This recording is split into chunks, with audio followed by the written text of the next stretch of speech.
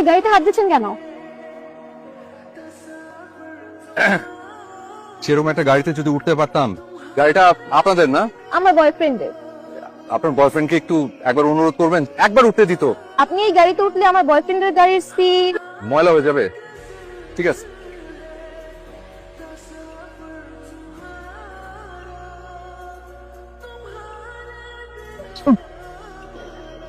I'm really sorry আসলে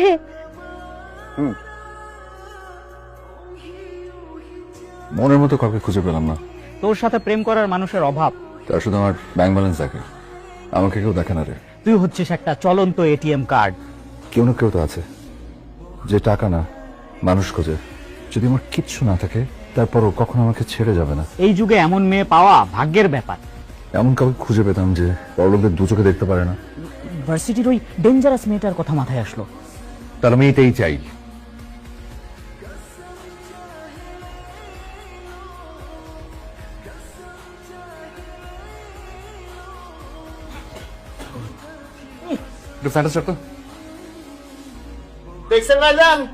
আপনার এই দামি ফোনটা লুকায় রাখবেন।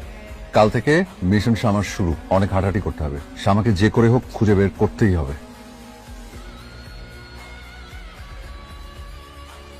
করছিস কেন? আমার পা শেষ চিটাগাংয়ের। এই মাথা থেকে ওই মাথা পর্যন্ত চষে ফেলেছি। চল আজকে আমরা চিলেকোঠায় ফিরে যাই, কালকে আবার দেখবো। চল না মাসাজ পার্লারে যাই। তুই দেখতে পাচ্ছিস যে আমার বুকটা কষ্টে ভেঙে যাচ্ছে।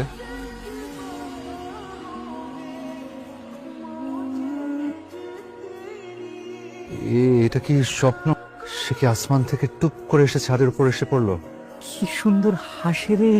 তুই যদি আরেকবার আমার মেকআপ চুরি করিস আমি কিন্তু তোকে ছাদ থেকে ফেলে দিই। আমি তো তোর মতো ওই মধ্যবিত্ত আদর্শ নিয়ে পড়ে থাকবো না। আমার চাই মার্সিডিজ ওয়ালা জামা। আপনারা কারা? আসসালামু আলাইকুম। এই রুমটায় নতুন সাবলেট নিয়েছি। সজীব ভাই আপনাদের কথা বলেছিল। আপনি কি করেন? আমি কিছু না, আপাতত বেকার। এই বাড়িতে যদি থাকতে চান তবে খুব সাবধান। বাড়িতে কোনো বড়লোকই চাল চলবে না। বড়লোকদের আমি দু চোখে দেখতে পারি না। আমিও বড়লোকদেরকে একদম সহ্য করতে পারি না। আপনাদের যদি কোনো হেল্প দরকার হয় তাহলে আম্বানি কেন, আমার আব্বু আমাকে বললেই হবে। কাদের ভাই, তুমি তো আপনার মহানুভবতা দেখে মুগ্ধ। আপনি হচ্ছেন এই রাজপ্রাসাদের আসল সেনাপতি। আমি একদম বাজি ধরে বলতে পারি যে পুরো হোটেলের শেফরাও আপনার কাছে কিচ্ছু না, নস্যি। কি স্বাদ। বড় লোকদের উপরে ওনার এত কেন রাগ? এটা হলো ঘৃণা। আমার একটা বড় ভাই আছিল, বড় লোকের পোলা, সাথে ব্যবসায় পার্টনার হয়েছিল। সেই লোক ওনার সমস্ত টাকা জালিয়াতি করে মারা দিছে। ওনার জেলও খাটাইছিল। উনি গলায় দড়ি। আমি তো ভেবেছিলাম এটা একটা মজার রোমান্টিক কমেডি, তো এই গল্প তো রক্ত দিয়ে লেখা।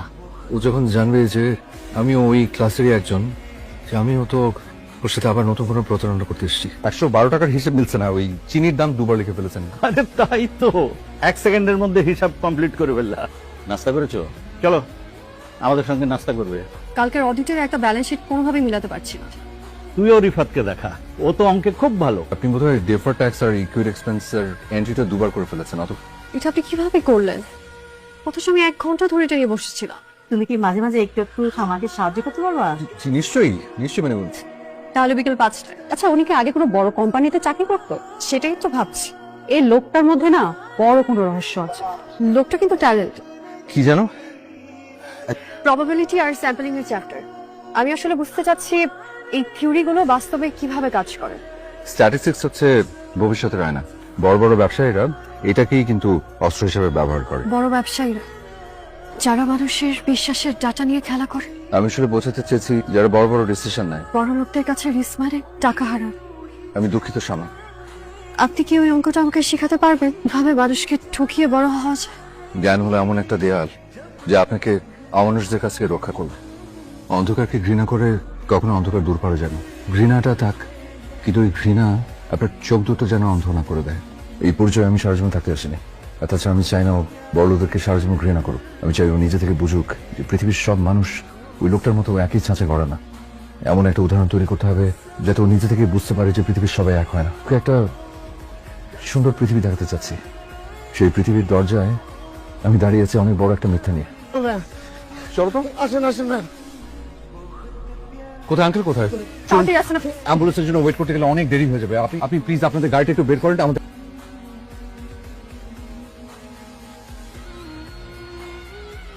রিফাত ভাইয়া তো পাওয়ার কোথায় পেলো? আঙ্কেল কি ওর কাঁধে তুলে দিলেন, আবার গাড়িও চালিয়ে নিয়ে আসলেন। চেহারা দেখেই কি তার আসল পরিচয় বোঝা যায়? বুঝতে পারছি না কি বলা উচিত।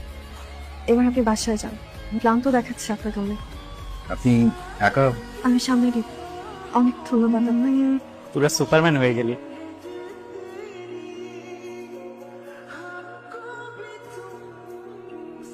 আপনি আঙ্কেল ঠিক আছেন? আপনাকে একটা জিনিস দেওয়ার ছিল,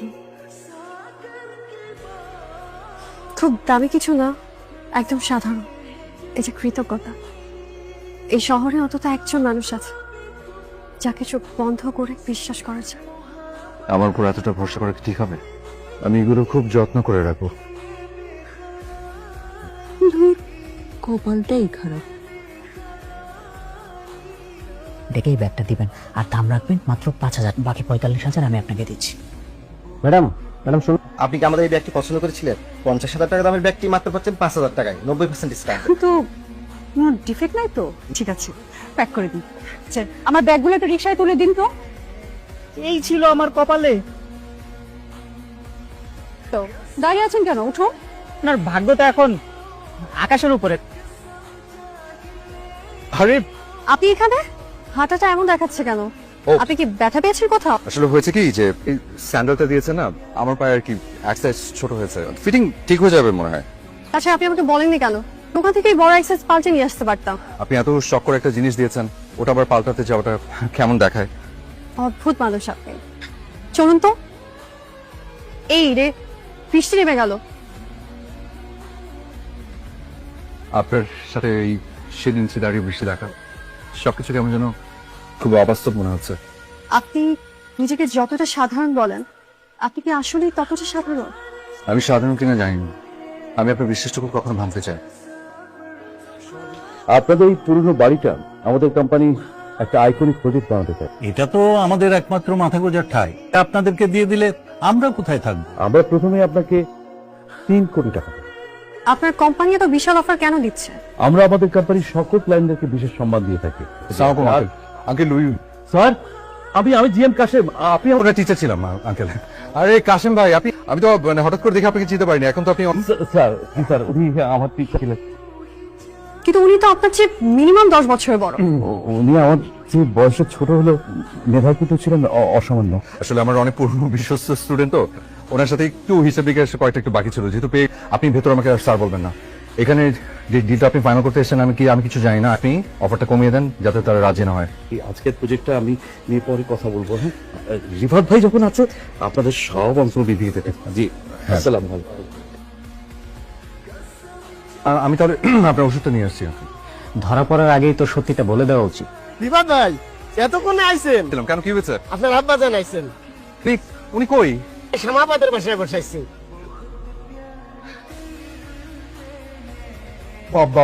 মা, তোর মা তোর নিয়ে খুব দুশ্চিন্তা করছিল।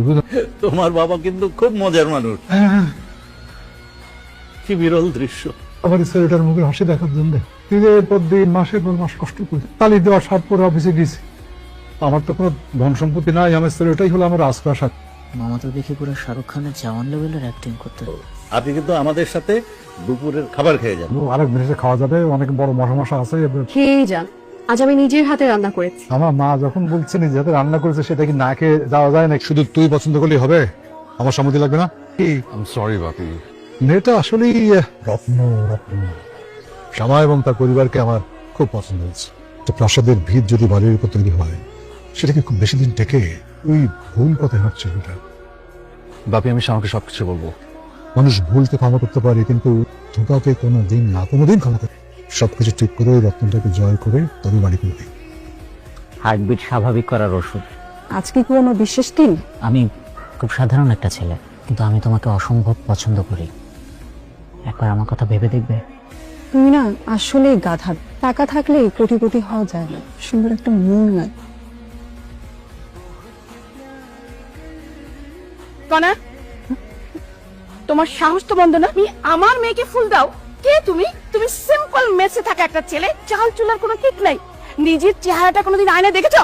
আমার বাবার কাছে গিয়ে তোমার নামে কমপ্লেইন করবো। যদি তোমাদেরকে ঘাট ধাক্কা দিয়ে ঘর থেকে বের করে না দেয়, আমরা এই বাড়ি থেকে চলে যাব। দাঁড়ান আন্টি, অনেক তো বললেন, এবার না হয় একটু শুনে যান। আপনি যাদেরকে মেসের সাধারণ ডাল খাওয়া মাস্টার ভেবে দূর করে তাড়িয়ে দিতে চাচ্ছেন, তারা এই দেশের টপ ক্লাস 1% এক Arsalan Rifat, legacy group of ইন্ডাস্ট্রিজের একমাত্র উত্তরাধিকার। আর আমি নাফিজ ইকবাল ভিকি, ইউনিয়ন বাংলা ব্যাংকের মালিক রেদওয়ান ইকবালের ছেলে। আমরা কোনো টাউট পার্টনার নাই। শামা তো বড় লোকদের দুই চোখে দেখতে পারে না, তাহলে ওর মতো ছেলে। শ্যামা, আপনি কখন যাচ্ছেন? মেস ছেড়ে কবে যাচ্ছেন সেটা জিজ্ঞেস করছি। আর আপনার এই দারিদ্রতার নাটক তো শেষ। মির্জা আরসালান রিফাত, কি বলছেন? আমি আসলে সব জেনে গেছি আমি। আপনি আমাদের বিশ্বাস নিয়ে খেলেছিলেন রিফাত। কোনো বিশ্বাস রেখে নেই। আপনি বড় লোকদের পছন্দ করেন না, তাই জগতে এসেছিলেন। না। আমি বলছি আপনার আসল উদ্দেশ্য কি ছিল? আমাদের এই বাড়িটা লেগেসি গ্রুপ এখানে লাক্সারি অ্যাপার্টমেন্ট বানাবে ছিল না সম্ভব, প্লিজ। আমি সবাই কিচ্ছু জানতাম না। বড়লোকের ছেলে আমাদের চিলেকোঠায় এসে ওঠা কোইন্সিডেন্স। আপনার বাবার গরিব সাজা কোইন্সিডেন্স। আসলে আপনারা এমনই বিশ্বাসঘাত। আপনাদের মতো অমানুষদের জন্যই আমার সহজ সরল ভাইটা তার জীবন শেষ করে দিয়েছে। মানুষের সরলতার সুযোগ দিয়ে টাকা কাম। কত টাকা লাগে আপনাদের? আমি তোমাকে ভালো। যথেষ্ট। এই মুহূর্তে আমাদের বাড়ি থেকে বের হয়ে যায়, নাহলে আমি আমার ভাইয়ের মতো নিজে নিজে জীবন শেষ করে দিই। চলে যাচ্ছি, আপনার সামনে আর কখন আসবো না।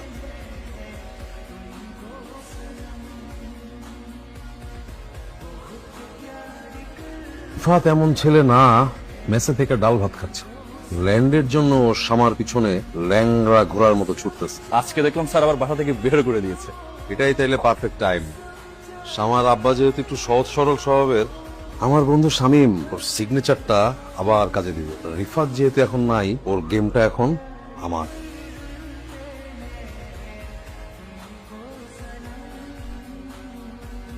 সালাম আঙ্কেল। তোমার এত বড় সাহস? কোন সাহসে আমার বাড়িতে এসছো?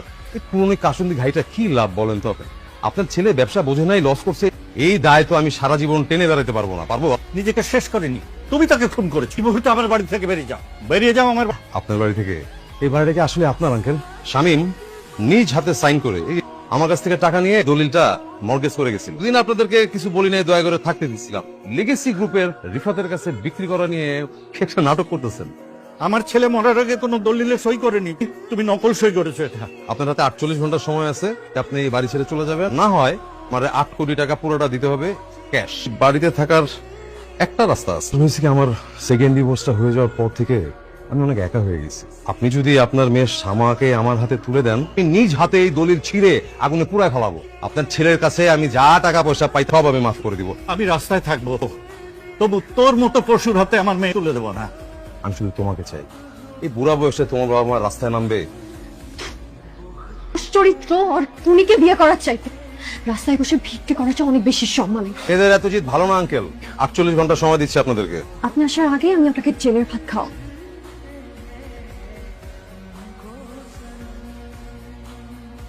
Hello hello Vicky. শ্যামা আমাকে ওর সামনে যেতে মানা করেছে, বলেছে আমি ওর সামনে গেলে ও নিজেকে শেষ করে দেবে। ও আমাকে বিশ্বাস করে না বিকি। আর এত কিছু জানার পরে তুই চুপচাপ বসে আছিস। তুই তোর ইগো নিয়েই বসে থাক, আমি একাই যাবো। শক্তি থাকা সত্ত্বেও যেটা সঠিক ব্যবহার করে না, কাপুরুষ বলে দিত। 48 ঘন্টা তো পার হয়ে গেছে আঙ্কেল, ক্রস করে গেছে।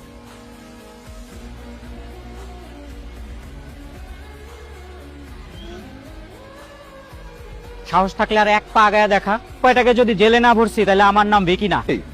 এটা কে রে? রিফাত মির্জার ভাই, আর শামা আমার বোন। কানটা খুলে ভালো মতো শুনেন, এই পুরা শহর আমার। খুব সাবধান, আমার সামনে গলার ভলিউম একদম কম।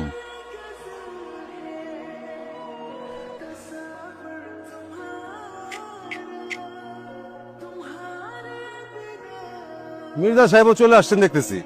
আপনি আবার আপা পুরাইতে হেনে আসছেন না? হ্যাঁ, তুই কি পাগল? তুই একা আসছিস কেন? পুলিশ নিয়ে আসছিস না? তো ভেবেছিলাম একা এসে সব সামাল দিয়ে কোনার কোনার মাকে ইমপ্রেস করে ফেলব।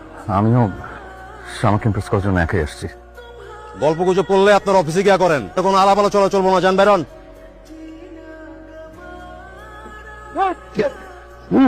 এই সব কটাকে থানায় নিয়ে চল। জালিয়াতি এবং জমি দখলের অনেক অভিযোগ ছিল। আপনার বাড়ির ভুয়া দলিল এবং সই সবকিছু আমার হাতে চলে আসছে। আমি ডিসি আনোয়ার হোসেন। আইন থাকতে কেন খামাখা আপনার এই কাজটা করতে যাচ্ছে? থ্যাংক ইউ ডিসি সাহেব। দুনিয়াটাই এমন, একই রক্ত মাংসের গড়া মানুষ। একজন আমাদের সবকিছু গ্রাস করতে চাইছে, আর একজন বিজয় আভিজাত্য বিসর্জন দিয়ে আমাদের রক্ষা করতে মুখ চিতিয়ে দাঁড়িয়েছে। ভিকি,